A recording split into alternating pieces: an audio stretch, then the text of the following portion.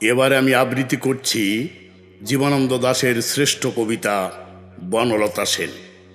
হাজার বছর ধরে আমি পথ হাঁটিতেছি পৃথিবীর পথে, সিংহল সমুদ্র থেকে নিশীথের অন্ধকারে মালয় সাগরে।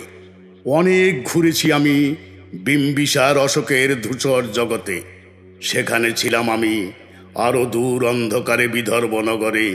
আমি ক্লান্ত প্রাণ এক, চারিদিকে জীবনের সমুদ্র সফেন, আমার দুদণ্ড শান্তি দিয়েছিল নাটোরের বনলতা সেন।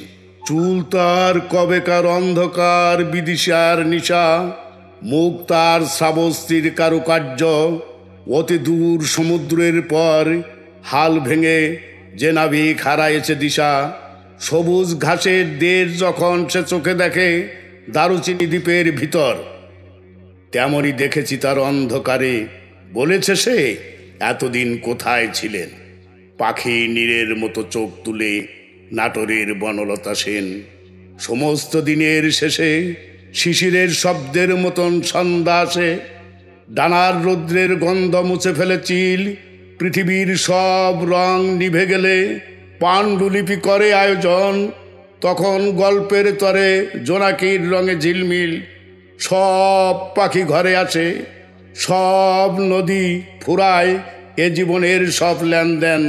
থাকে শুধু অন্ধকার মুখোমুখি বসিবার বনলতা সেন।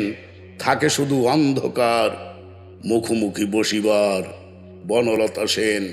থাকে শুধু অন্ধকার মুখোমুখি বসিবার বনলতা সেন।